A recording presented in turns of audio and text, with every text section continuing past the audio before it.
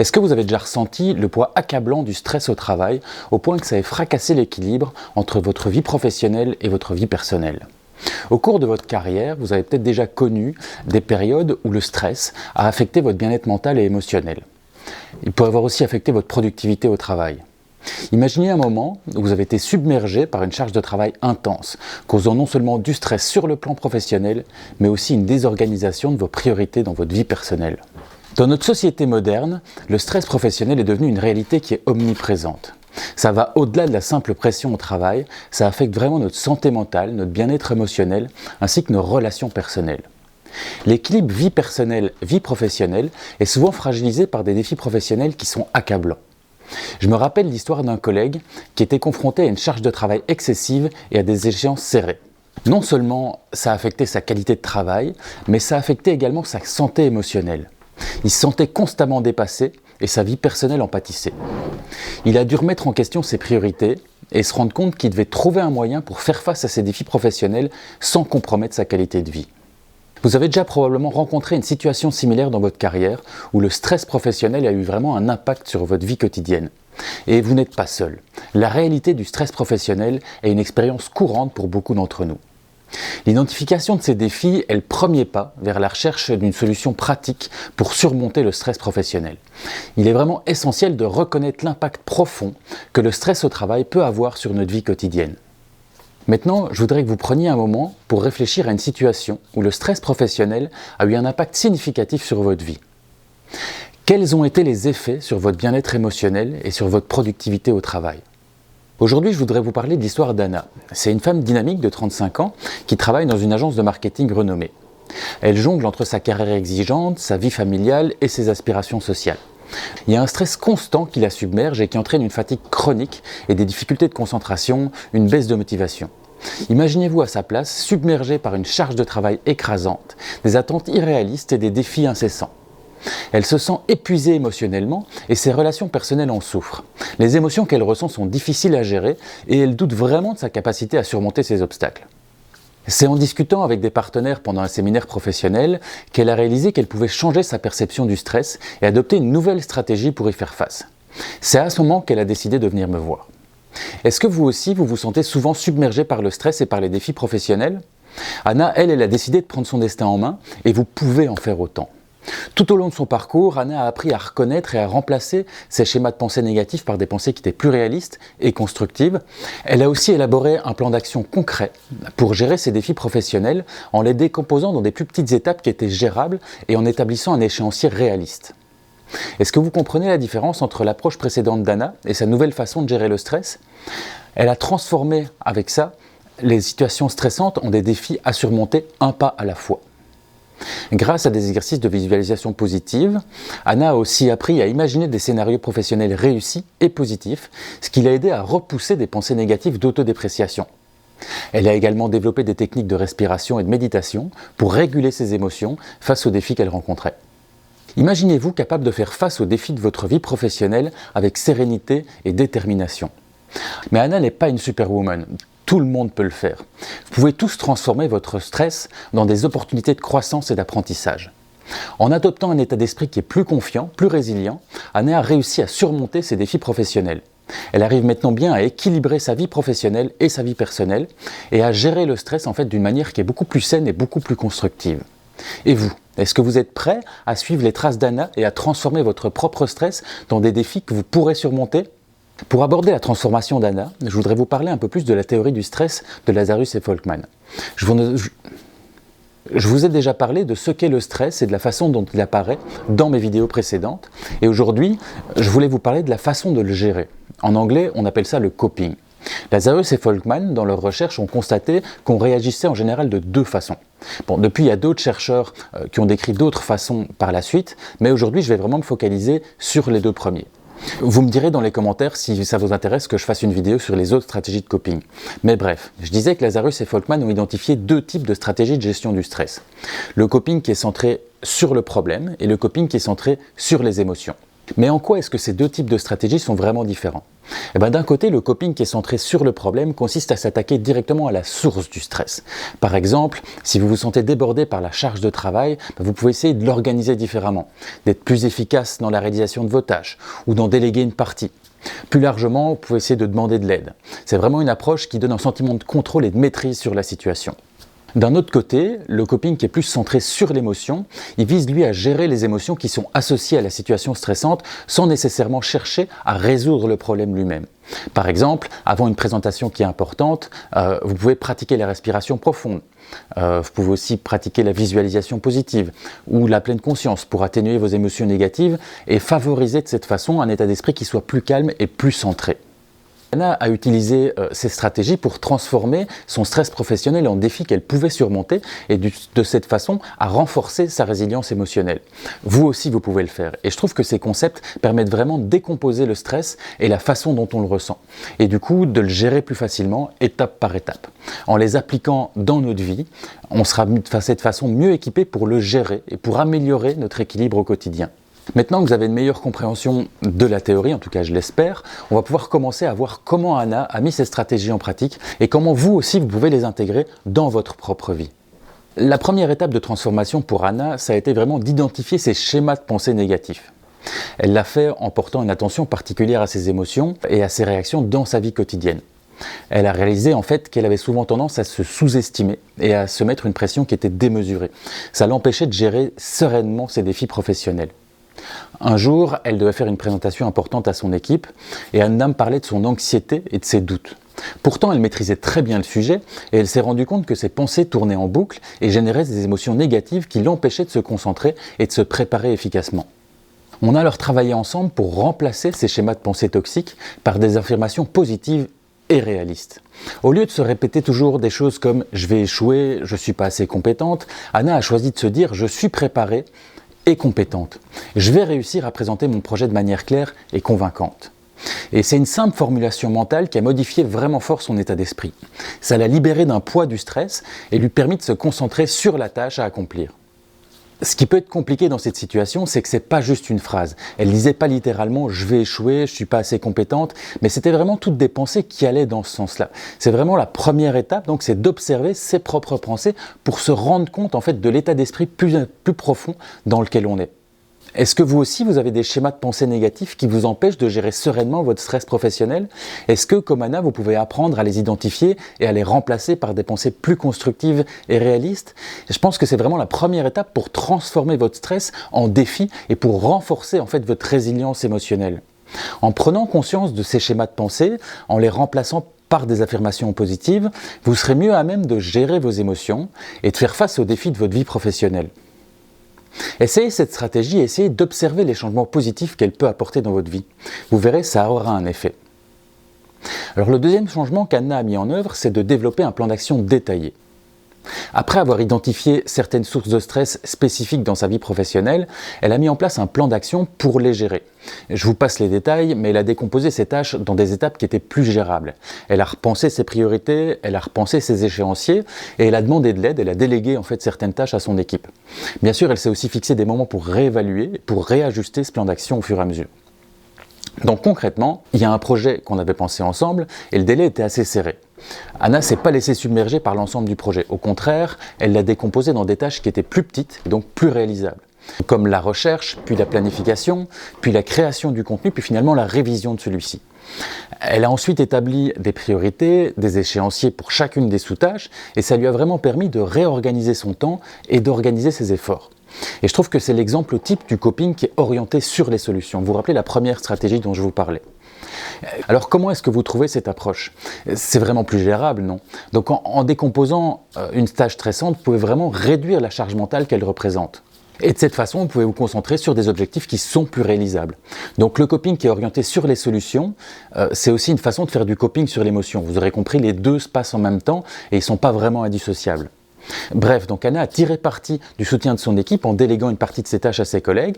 Elle a communiqué clairement ses attentes, elle a fourni un soutien et des ressources aux besoins et elle a favorisé un environnement de travail collaboratif et efficace. Maintenant, imaginez que vous aussi, vous puissiez bénéficier de l'aide de vos collègues et partager la charge de travail. Est-ce que ça ne rendrait pas vos défis professionnels plus abordables ? Donc Anna a réévalué régulièrement son plan d'action et elle l'a ajusté quelques fois en fonction des besoins qui changeaient. Mais au final, le projet qui était vraiment stressant est devenu un incroyable défi de collaboration. C'est vraiment un super exemple de gestion proactive et efficace du stress. Est-ce que vous avez déjà pensé à développer votre propre plan d'action détaillé pour gérer votre stress ? Alors pour gérer le stress plus émotionnel, Anna a commencé à pratiquer la visualisation positive. Mais vous allez me demander comment est-ce que ça peut aider à transformer le stress en défi gérable ? Eh bien Anna, elle l'a fait en créant des images mentales positives pour remplacer les pensées négatives. Pour remplacer aussi les sentiments de stress en fait. C'est vraiment facile, vous pouvez vraiment l'essayer dès maintenant. Donc pour ça, imaginez-vous dans une situation stressante. Par exemple, quand vous devez présenter un projet important devant votre équipe, prenez quelques instants pour respirer profondément pour vous détendre. Fermez les yeux et imaginez la présentation qui se déroule parfaitement. Imaginez-vous capter l'attention du public, répondre brillamment aux questions et recevoir à la fin plein de compliments pour votre travail. La visualisation positive fonctionne parce que notre cerveau a du mal à distinguer les images qui sont réelles des images qu'on imagine. En vous visualisant réussir, en fait, vous programmez votre cerveau pour atteindre cet objectif et vous vous sentez alors plus confiant et plus capable de gérer le stress. Une petite anecdote, quand j'étais étudiant, le film I Am a Legend avec Will Smith venait juste de sortir. Et la phrase qu'on se répétait avec plusieurs amis juste avant de rentrer dans les salles d'examen, c'était « The Man, the Legend ». « The Man, the Legend ». Dit comme ça voulait trop rien dire. Mais nous, ce que ça signifiait, c'est qu'on allait entrer dans la légende et défoncer nos examens. Ça vous fera peut-être rire, mais je me le répète encore de temps en temps pour me motiver et pour imaginer le succès. Bref, l'idée c'est que chacun doit trouver son mantra. Anna, elle a utilisé cette technique pour des situations variées, comme pour négocier un accord ou pour gérer une crise à la dernière minute. En prenant le temps de faire quelques respirations, puis en visualisant des scénarios positifs, elle a transformé ses peurs en opportunités et elle a développé une attitude qui était plus résiliente face au stress. Ça lui a vraiment permis de moins se diminuer et se dévaloriser. Alors est-ce que tu es prêt à essayer la visualisation positive ? Essaye de l'intégrer dans ta routine et observe les changements positifs qu'elle peut apporter dans ta vie. Toi aussi, tu peux transformer le stress en défi gérable et améliorer ton équilibre de vie. Une autre stratégie émotionnelle qu'Anna a mis en place, c'est la méditation pleine conscience. Bon, c'est rien de bien sorcier, c'est juste prendre une minute pour respirer profondément. Essaye de fermer les yeux, de se concentrer sur sa respiration. C'est inspirer calmement, respirer calmement et prendre le temps de le faire. Sentir l'air qui rentre dans les poumons et puis qui ressort. Et on peut aussi essayer de ressentir l'effet sur les épaules, l'effet sur le ventre. Bref, c'est observer toutes les sensations en fait qu'on ressent en respirant. C'est comme ça qu'on se vide l'esprit et qu'on commence à prendre du recul sur nos émotions. Il n'y a pas besoin de passer 1 heure à méditer, juste quelques respirations, ça peut déjà nous calmer très très fort. La pleine conscience, c'est un peu comme prendre du recul par rapport à un tableau pour mieux l'admirer. Au lieu de se laisser submerger par les émotions, on les observe de manière objective. Comme je le disais, j'ai accompagné Anna pendant plusieurs défis et à force de s'observer, Anna a remarqué qu'elle avait un gros défi émotionnel, c'était la peur de l'échec. En fait, elle se sentait paralysée quand les choses devenaient importantes. Pour surmonter cette peur, elle a utilisé la technique de la méditation pleine conscience en se concentrant sur sa respiration et donc en reconnaissant les émotions sans jugement. Est-ce que tu as déjà ressenti une peur similaire ? Qu'est-ce que tu pourrais faire pour prendre du recul face à cette émotion ? Grâce à la pleine conscience, Anna, elle est arrivée à identifier les pensées négatives qui alimentaient sa peur. Elle a réalisé que ces pensées n'étaient pas fondées et elle a commencé à les remplacer par des pensées positives. Ça paraît simple dit comme ça, mais c'est quelque chose qui prend un peu de temps. C'est vraiment une habitude à mettre en place. Ça ne vient pas tout de suite, mais c'est vraiment une démarche qui amène beaucoup de sérénité avec le temps. Est-ce que tu as déjà essayé de remplacer tes pensées négatives par des pensées positives ? C'est un outil puissant pour surmonter les défis émotionnels. La prise de recul émotionnel, c'est aussi apprendre à relativiser. Dans le cas d'Anna, elle s'est rendue compte que même si elle n'était pas parfaite, mais en fait, ce n'était pas la fin du monde. En relativisant, elle a pu aborder la situation avec un peu plus de calme et de confiance. Et toi, est-ce que tu arrives à relativiser face à des situations stressantes ? Oublie pas, de toute façon, c'est une chose à la fois. Prendre du recul, c'est aussi savoir demander de l'aide. Anna a discuté de ses craintes avec un collègue de confiance qui lui a donné des conseils et l'a rassurée. Est-ce que tu as déjà demandé d'aide à quelqu'un en qui tu as confiance ? C'est parfois la meilleure façon de prendre du recul et de trouver des solutions. Enfin, la prise de recul émotionnelle, c'est aussi apprendre à apprécier les moments positifs. Pour ça, tu peux tenir un journal de gratitude, mais ça, c'est encore autre chose. J'en parlerai dans une de mes prochaines vidéos. Prendre du recul émotionnel, c'est surtout un processus qui demande de la pratique. Mais en apprenant à se connaître et en intégrant ces stratégies et cette façon de penser en fait dans sa vie, on pourra mieux arriver à gérer le stress et à s'épanouir dans la vie quotidienne et professionnelle. Alors, perdez pas de temps, commencez dès maintenant. La dernière chose qu'on a travaillé avec Anna, ça a été de trouver un équilibre entre l'action et l'acceptation, le fameux lâcher-prise. C'est tout un défi. Mais c'est vraiment une stratégie qui peut vraiment transformer notre façon de gérer le stress professionnel. Prenons Anna. Elle a su identifier qu'il y a des moments où elle pouvait agir pour résoudre des problèmes concrets, mais aussi reconnaître que parfois, elle devait juste accepter certaines situations qui dépassent son contrôle. C'est un équilibre subtil entre la résolution proactive des défis et la cultivation de la résilience émotionnelle. Imaginons par exemple que tu te retrouves confronté à un gros défi. L'action proactive pourrait consister à une analyse des détails, à proposer des solutions, à établir un plan d'action concret et à le mettre en place. Mais tu pourrais te demander avec quel outil ou quelle ressource est-ce que tu peux résoudre ce problème de manière la plus efficace. En même temps, est-ce que c'est nécessaire que tu mettes ton énergie là-dedans ? Parce que parfois, accepter que certaines situations échappent à notre contrôle et choisir de mettre nos énergies ailleurs peut vraiment aider à réduire le stress émotionnel. Quand on est confronté à un changement inattendu dans notre environnement professionnel, la capacité à accepter des circonstances externes tout en maintenant notre équilibre émotionnel peut vraiment faire la différence. Parfois, c'est intéressant de se demander comment est-ce que je peux intégrer ces changements de manière constructive dans ma vie. Ça peut sembler simple, mais c'est aussi une grosse étape dans la gestion du stress. Faire la différence entre ce sur quoi on veut agir et ce qu'on doit laisser aller. Ça peut vraiment faire la différence. Cette dernière action est très spécifique et clairement ça ne concernera pas tout le monde. On n'identifie pas toujours le lâcher-prise comme une solution contre le stress et pourtant ça peut être très efficace pour aider à équilibrer sa vie. C'est surtout intéressant de se demander quelles sont nos priorités. Quels sont les choix vers où on décide d'aller ? Parce que malgré ce que diront certains, on a toujours le choix. Et le premier qu'on peut prendre dès aujourd'hui, c'est de choisir une vie équilibrée. D'ailleurs, si la vie équilibrée t'intéresse, il y a un lien dans la description vers mon e-book gratuit 10 conseils et outils pour l'équilibre de vie. N'hésite pas à le télécharger, ça pourrait probablement t'aider. Maintenant, parlons plus de l'état d'esprit. J'étais sur les réseaux sociaux l'autre jour et je suis tombé sur une citation qui résumait assez bien cette vidéo. Ça disait « Si vous n'aimez pas quelque chose, changez-le. Si vous ne pouvez pas le changer, changez votre attitude ». Je trouve que ça soulignait assez bien l'importance de l'attitude face au stress et à ce qu'on ne peut pas contrôler. Dans un autre registre, il y avait aussi Kenny Arcana qui disait « Changer le monde commence par se changer soi-même ». Tout ça pour dire, quand on ne peut pas influencer les circonstances extérieures, on peut toujours essayer de contrôler notre propre réponse, notre réponse émotionnelle et faire des choix en fonction de ça. Je trouve que ces deux citations résument assez bien l'histoire d'Anna, qui a surmonté ses défis en adoptant un état d'esprit qui était positif et résilient. Elle a transformé son stress en un défi et elle a changé ses habitudes de vie pour se concentrer sur les opportunités de croissance qui se cachaient derrière ces défis. Elle a travaillé son état d'esprit pour transformer les obstacles en des occasions d'apprendre et de grandir. Toi aussi, tu vis peut-être des situations professionnelles difficiles, mais est-ce que tu as déjà pensé à les voir comme des opportunités de croissance ? C'est pas toujours facile et ça prend parfois un peu de temps. Mais si tu es arrivé jusqu'ici dans cette vidéo, c'est que tu es déjà sur la bonne voie.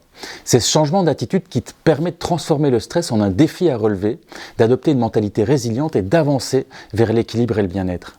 C'est difficile de changer des habitudes mentales du jour au lendemain, mais avec la pratique, un peu de persévérance et l'adaptation de ton état d'esprit, tu peux vraiment atteindre un équilibre émotionnel.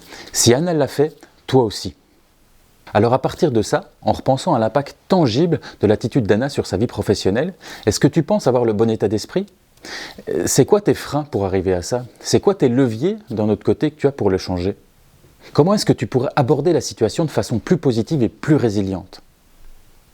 C'est maintenant ce que je vais te demander d'imaginer. Quels sont les aspects de ta vie professionnelle qui pourraient bénéficier de ce changement de vision ?